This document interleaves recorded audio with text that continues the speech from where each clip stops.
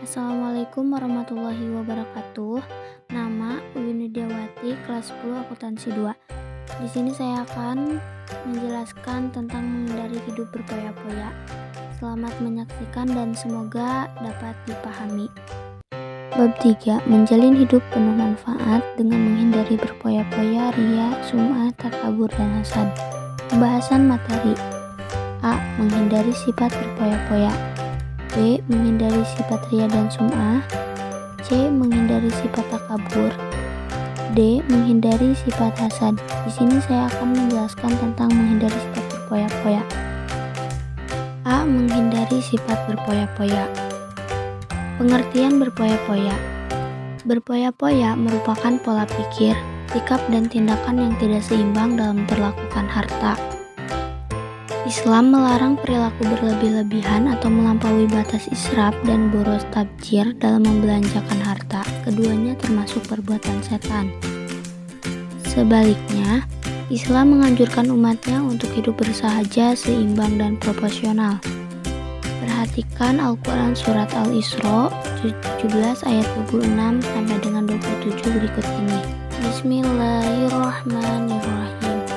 Wa'atidhal qurba haqqahu wala miskina wa banas sabili wala tubadzira tabdzira innal mubadzirina kanu ikhwana syayatin wa kana syaitanu lirabbihi kafura. Shadaqallahul adzim. Artinya, dan berikanlah haknya kepada kerabat dekat, juga kepada orang miskin dan orang yang dalam perjalanan. Dan janganlah kamu menghambur-hamburkan hartamu secara boros. Sesungguhnya orang-orang pemboros itu adalah saudara setan, dan setan itu sangat ingkar kepada Tuhannya. Al-Quran Surat Al-Isra 17 ayat 26 sampai dengan 27. Ayat di atas secara tegas mengatakan bahwa pemboros merupakan saudara setan, berkaitan dengan sikap berlebih-lebihan atau melampaui batas israf.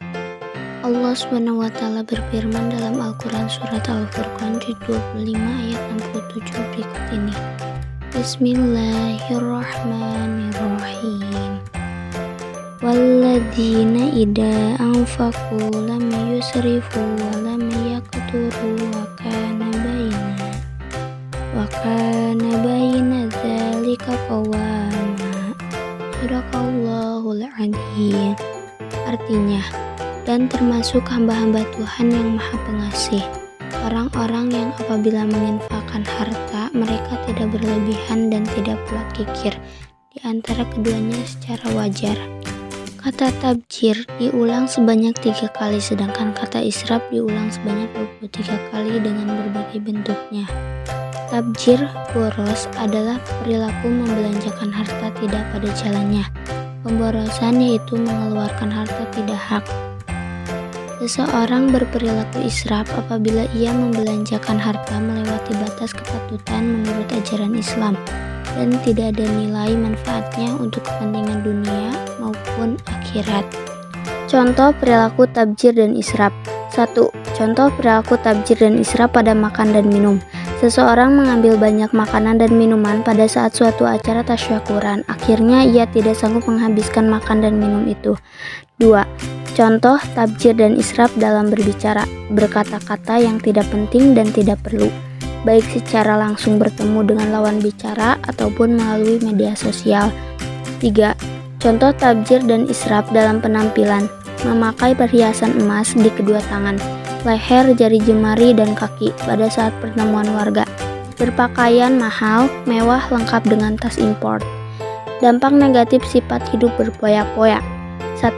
Terlalu sibuk mengurusi kebahagiaan duniawi melalaikan akhirat. 2. Menimbulkan sifat iri dengki dan pamer. 3. Dapat memicu frustasi apabila hartanya habis. 4.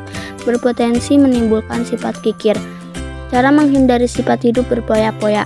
1. Membelanjakan harta sesuai dengan skala prioritas kebutuhan. 2. Membiasakan bersedekah dan membantu orang lain. 3. Bergaya hidup sederhana. 4. Selalu bersyukur. 5. Bertindak selektif dan terencana. 6. Bersikap rendah hati.